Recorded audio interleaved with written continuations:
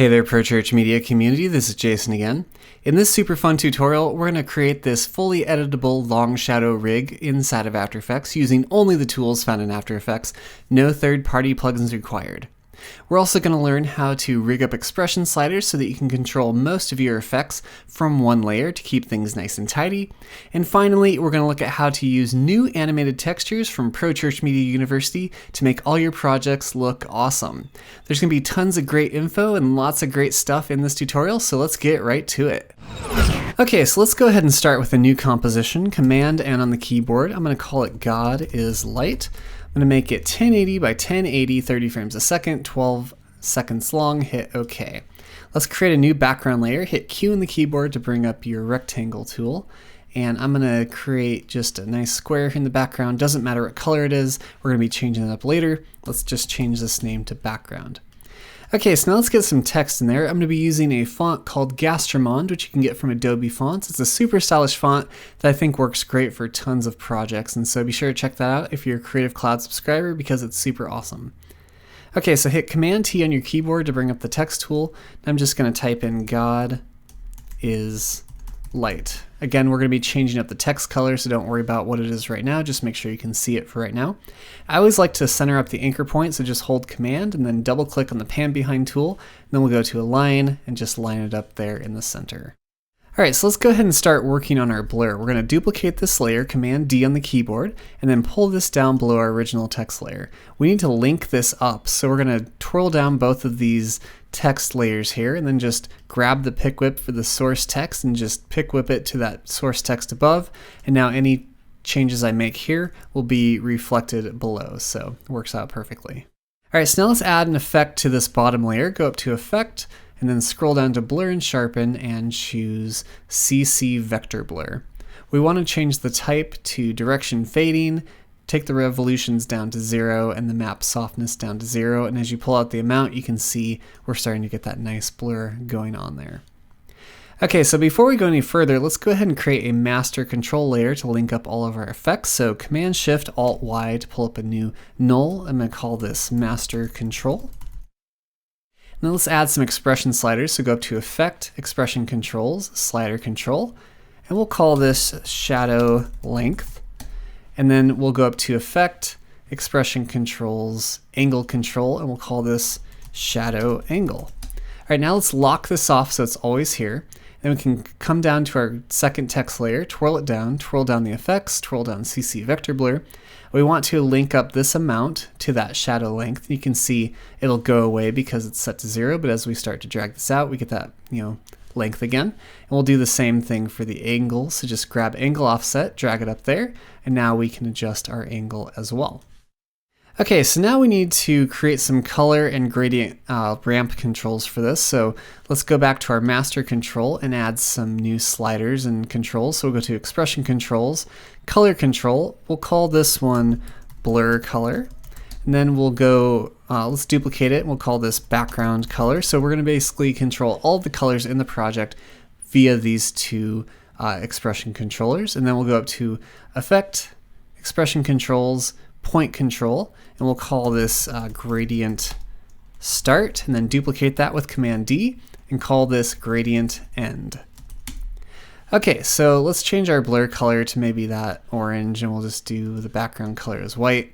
And now we can come down to our text here, twirl it down, and we need to add another effect to this. So we'll go up to Effect, go to Generate, and then choose Gradient Ramp. Okay, so let's go back to our master control, make sure that's up there. We can twirl this down, and for start of ramp, we want that to go to Gradient Start. For the start color, we want that to be the blur color. For the end of ramp, we want that to be the Gradient End. And then, of course, end color goes to background color. So what this is going to do is once we have these linked up, we can start, really just fine-tuning how our gradient looks just because of where the colors are and where these end points are. So as we start to move like this gradient end out here, we can start to, really fade that in or out. And, sometimes you have to get quite a bit further away. It just kind of depends on what you're going for. I like to do this just because it gives me a lot of control over how this gradient looks, and I think that's looking pretty good. You can see exactly what it does.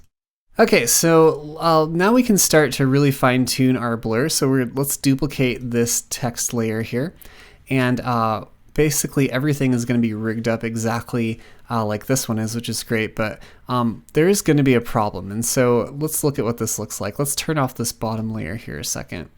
So as we take this down to 0, you can see, let's change our text to that white color. You can see that we have this nasty little outline going on. There's nothing you can really do to get rid of it, with the effect controls that we have so far. So we need to add another effect to this. So let's come up here and we'll go up to Effect and then go down to Matte and then choose Simple Choker. And you can see as we start to move this up, it gets rid of it. But the problem is as we move our amount out, it's gonna just mess everything up because it's being applied before that. So to fix this, what we want to do is just add a quick expression to this. So we're going to twirl this down. We're going to go to Effects, Twirl Down, Simple Choker, and 1.4 is kind of where we want this to be. So let's just put that there for right now. But we want to link this up to the amount with an if-else expression. So Alt-click on the Choke Matte, and then you want to write if, and then do a parentheses, and then just grab that shadow length right there. It writes everything in there for you. And then after that, do a space, do a greater than sign, and then do 0.1. And then after that, you can go and type 0 and then a semicolon. And then finally else 1.4 semicolon. And so now you can see it kind of fixed it. So basically what happens is, let's put this down to 0 and see if it works. It does. And you can see as we go up, it starts to, allow us to see our blur more and more. And so all this is really doing is saying that if this value is greater than 0.1, and so in other words, if it's, a value at all, then put the Simple Choker Matte down to 0 so it's not, affecting it like it does. But if it's below that value, then it needs to be 1.4. And so basically the moment you start, lengthening the shadow, you're going to start seeing it, which is exactly what we want it to do. So I think that works out pretty well. Okay, so before I forget, let's go ahead and link up our main text layer to the colors here. So we want to go up to Effect, Generate, and then Fill. And we can come down here, twirl down the effects. We'll make sure our master control's selected, and then we'll just grab that and link it up to the background color. And so now we have exactly the look that we're going for. Okay, another thing we want to do with this layer right here is go to our CC Vector Blur, twirl down the amount expression, and instead of having it exactly like the bottom layer, like a complete duplicate of it, let's do a quick divided by 2 at the end. And so it's basically going to help taper it in a bit. And so then let's duplicate this again, then hit double E on the keyboard to reveal all those expressions. Don't worry about all this. You don't have to mess with anything but this one. For this one, we'll do divided by 4. And you can see we're starting to get it tighter around our text there. And then we'll just duplicate it one more time, double E to pull up all those expressions, and this one we'll do divided by 8. And the great thing is that since these are all linked up to that one amount control, they're going to be affected proportionally as we adjust this amount. Okay, let's stylize this a bit more with our background layer. And so in my original here, I kind of had this shadow spill going on over here. And so we can do that with a quick gradient ramp on this. But first we should probably actually, I don't know if we linked up our colors here. So we're going to twirl this down, twirl down the rectangle, twirl down the fill, and we just need to link up that color to the background color. So now that anytime we change the background color here, it changes it for both the text and the background, and that looks kind of interesting, I suppose. So that's working perfectly. Okay, now let's add another gradient ramp to this. So go up to Effect, and then Generate, Gradient Ramp. And we'll twirl this down, twirl down the effects, twirl down the gradient ramp, and let's make sure our master controls are available. And so for this one, we're going to do things just a tiny bit different. Let's change the start color to the blur color. We'll do the end color to the background color.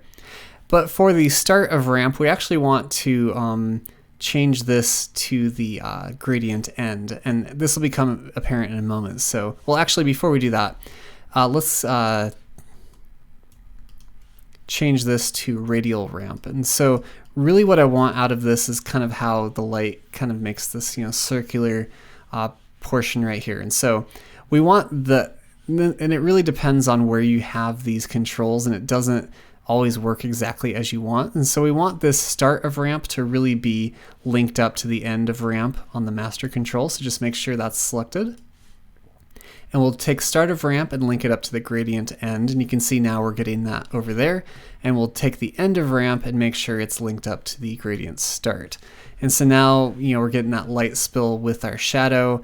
And, now we can, have a very kind of interesting look with this, and everything's linked up. And probably what we might want to do is come down to the start of ramp and then just do times like 2, just so it goes even further, so it's not as intense over here. And then finally, what we want to do, let's go up to our master control. We're going to add an expression control slider, and we'll call this gradient opacity. And then we can just link up this blend with original to that. And so now this kind of functions as a overall, opacity for that gradient, so we can really dial in just how intense it is. And so basically, as it goes to 100, it goes closer to 0. As you get down to 0, it's full intensity. So that works pretty nicely. Okay, one last thing I might want to do is, with these streaks, you can see with this blur, it gets a little bit streaky, and I might want to, kind of maybe modify that just a tiny bit. So what I could do is come down to my bottom layer here. I'm going to go up to Effect and then go down to Noise and Grain and choose Dust and Scratches. I'm going to change the threshold to 2, and then let's go ahead and twirl this down.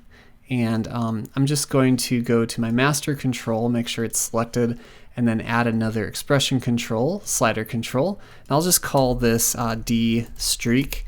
And so then I'll just come down here, link up that radius to that D streak. And then as I start to bump this up, I don't know if it's very apparent. Let me turn everything off here a second. As you start to bump this up, it's going to take away some of those fine details there, and it's kind of hard to see. It's pretty subtle, and the reason you might not see anything right here is I kind of messed up and didn't do one of the effects that I needed to. You have to make sure this operate on alpha channel is set to on, and now you can see it's really starting to give us that nice kind of blurred look. And so it's going to give us more of that ray traced shadow effect, especially as we get our other layers on there. And so that can be helpful just to kind of really soften out that look and kind of make it a bit more ray traced look sort of thing going on there. And I might change my color to something a little bit deeper just so I can kind of see more what I got going on here. And yeah, I think that's looking pretty cool. Okay, so now we have our rig pretty much all set up. About the only other thing I might want to do is for animation, sometimes at the very beginning, like if you wanted to animate from 0 to something else, you can see you're going to get something like that, which doesn't look great, and that's because of this bottom one here. And so what we might want to do is link up some of these other opacity layers just so we don't get that as we do that kind of animation. So for master control, I'm going to go up to Effect, Slider Control, and then just do master opacity. And I'm going to come down, hit T on the keyboard, and just grab this and drag it up to that master opacity. And so now, anytime I might animate this in, so let's go add a keyframe there, and I'll do one for opacity 2. I might just, maybe do like 2 or 3 frames where it goes from 0 to 100, just so we don't get that initial kind of blobby look. And, I don't know if I might need to, let's see if we need to, let's pull this out to like 548 or so. We'll see what that kind of looks like. Yeah, and you can see we're starting to get that nice kind of spill coming off the text there. And I think what I could also do is for this D streak is I could also, maybe animate that as well. And the nice thing is all these things are in one layer. There we go. I think that looks a lot better. And I might not like that kind of, harsher. I guess it doesn't look too bad. It just kind of depends what you want. You can always bring your master opacity further over. And you could also link up these other ones too. So what you can do is come to opacity, right click, do copy expression only, and then just Command V and it'll paste it onto all those other ones too. And so now all those opacities are linked up, and I think that looks pretty nice. And this is a very processor intensive effect if you haven't noticed already. So sometimes it can be helpful to like work in like quarter resolution until you kind of get what you want. So that's looking pretty good. And so another thing I could do maybe with my animation here is, for the gradient opacity, I could have that, start from, maybe like take it up to 100 just so that light spill happens as that shadow comes towards it, something like that. And so that's looking pretty sweet. Okay, so also in my previous example, I had this kind of interesting little, moving text effect. And that's actually pretty easy to pull off. So we're going to go to our main text layer, twirl it down, go to text, and then choose animate, then scroll down to position. Once you have that selected, go to add, and then choose selector, and then choose wiggly. Initially, nothing's going to happen just because there's no position, and so I'm just gonna maybe bump this out just a tad, and now you can see that text's gonna start just kind of like bouncing around, which looks great. But I am going to link up this animator to the rest of them, and so just paste it onto all the rest of them. And the great thing is they're all going to kind of be a little bit randomized, and so it's going to give you an interesting kind of look going on there since they're not all the same. And I could play around with the other thing if I wanted to, but I think that looks pretty good. Okay, so we have our text animation kind of going on. We have our light spill, all that kind of stuff. Another thing I might do is I'll show you just how easy it is to kind of change the color and stuff like that. So let's say I wanted to do like a sweep around like I did before. I could just add a keyframe here for the color, for the angle, and then hit U on the keyboard to pull those up. We'll just move forward a little bit. And then for the angle, I'll just sweep it around like that. For the color, I'll just change it to like a blue or something, and then maybe just add some easing on that. There we go. I think that looks pretty good. And so you can see it's super easy to change the color, to change the direction. You could even change the length. And if you wanted to, you could also, with this gradient start and end, you could add some keyframes to the points and have that spill sweep around with it. And so I might do that real quick. So I'm just going to add some keyframes there, and then we'll move forward, and I might need to zoom out a bit. And so with this one, I'll just bring it up over here, and then as it comes over here, I probably need to add keyframe over here. And then let's see what that looks like. I'll easy ease it, and then actually what I'll do maybe is go to rove across time. And so let's see what that looks like. Yeah, so now you can see that gradient spill kind of moves with the shadows a bit, and so it gives it a bit more of a realistic look. And you can, of course, tweak that as much as you need to, and so it's pretty super simple to create these looks really quick once you have everything set up. Really, all the work is on the front end of it, and then you can just kind of play around and make it look, kind of fun. So, yeah. And I might just pull this out just a bit. Okay. Cool, and I think that's looking good. Okay, so now we're going to add just a little bit more stylization to this. So in my other example, I have some like camera shake going on, and that's pretty easy to pull off too. So we're going to do a new adjustment layer, Command-Alt-Y. We'll call it camera shake. Then we need to go up to Effect and go to Distort and choose Transform. Transform is one of the most useful effects in all of After Effects, so be sure to get familiar with it.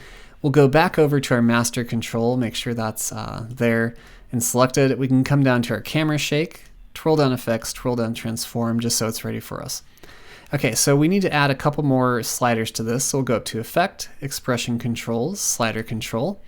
I'm going to call this Shake Frequency, then duplicate it and call it Shake Amount. Okay. So now we can come down to our position and add an expression, Alt-click on that stopwatch.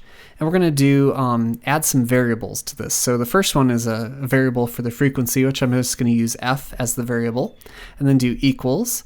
And then I just need to pick whip that shake frequency, and then do a semicolon. We'll do A and for amount, and then equals, and we'll pick whip that shake amount.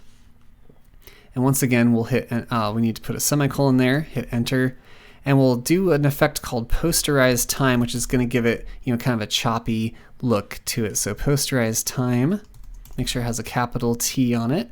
And then we'll do parentheses, F. And so it's basically saying this posterized time is going to be affected by this f variable right here. We'll do a semicolon there, then hit return again. And now we need to make a variable for the wiggle. So we'll do w for wiggle, and then equals wiggle, parentheses, and then we'll do f. So f is going to be the frequency that we've determined, and then do a comma, and then a for that amount. And now you can see it should be working. We'll do one more thing. We'll add a semicolon, come down here, do a bracket, then hit W for that wiggle, another bracket, we'll do 0, and then we'll come back past that. We'll do a comma, and then W bracket 0, and then close it out with another bracket. And so that's basically going to allow us to choose how much frequency for the shake there is and how much shake amount there is. And so you can see if you really bump it up, it's going to do a lot of shake. I probably want the frequency to be pretty, let's do like 15 or so. And then the shake amount, we don't want it to be very high, I just want it to be pretty subtle. That I think will work pretty well. Let's see what it looks like. Yeah, we're getting that nice shake kind of going on there. I mean, it's pretty subtle, but it just is kind of a nice little addition to it. All right, let's also add some noise to this. So Command-Alt-Y, and we'll just call this noise, and we'll go up to Effect and choose Noise and Grain, and then choose Noise. I'm gonna take off Use Color Noise and just bump it up quite a bit. I just want to be able to see it a little bit right there. And as you want to definitely be sure to look at it in full resolution just to see what it's going to look like. I want it to be pretty subtle, but I do want that kind of grainy effect. I might even bump it up to like 8 or so. Usually don't have to go pretty high. This is going to definitely make the render take a lot longer, but I think it adds a nice kind of look to it. All right, we're also going to add a quick retime to this. So Command-Alt-Y, we'll say retime. And for this one, I'm going to go up to Effect and then choose Time and then say Posterize Time. I'm going to change this to 15. This is just going to give it a bit of a more stuttery look because it's chopping off some of the frames in there. So I think that looks pretty good. Yeah, you can see we're getting that nice effect going on there. And you could link these all up to this master control. So I'm going to go to my master control, Effect, Expression Control, Slider Control, and I'll just call this Retime, and I'll set it to 0 for right now. I can just twirl this down, twirl down that effect. I guess I need to lock that off again.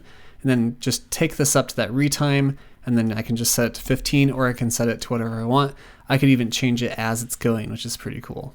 Okay, so we're almost there. Another thing that's pretty cool is ProChurch Media University now has some nice overlays, animated textures that you can get. And so be sure to check them out at prochurchmediauniversity.com/toolkit. There's these fun dust and scratches, animated textures that you can get and use in your projects, and they just are a nice subtle touch that can kind of give your projects a very interesting look. And so I have a couple of them here, so I'm just going to drop them both in here. I'm going to start with this scratchy one right here. Just drop it in there. And I'm just going to scale it down.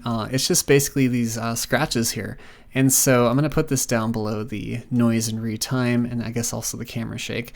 And so what I want to do with this to get rid of the black is just go up to Effects and Presets, type in Unmult, U-N-M-U-L-T, and then just hit Enter. It's going to apply that, get rid of all the black in there. And you can see it's a pretty subtle effect, but basically it's giving me these white streaks here. I might need to bump up the resolution here. And I don't want it to be too overpowering, but that's pretty much exactly what I want.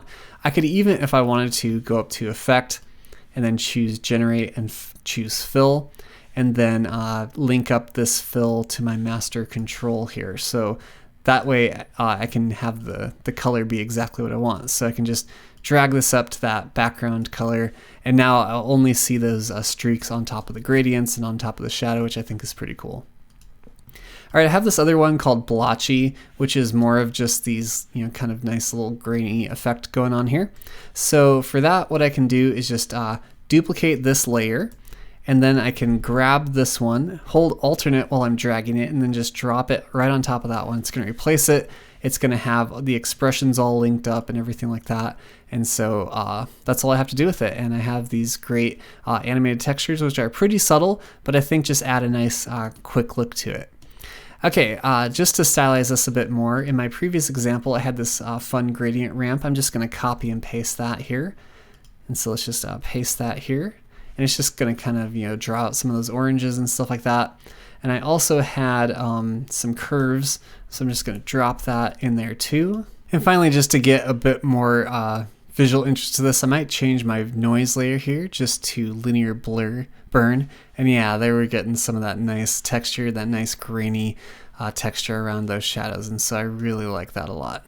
You can see it's pretty processor intensive, but I really like what this is looking like. I'd probably tone down the gradient quite a bit more, but I think I really like what's happening here. And so hope you can see that this long shadow rig is pretty easy to pull off inside of After Effects. You can create some really sweet looks, and you can really use a bunch of really fun effects and things inside of After Effects just to pull off something really cool.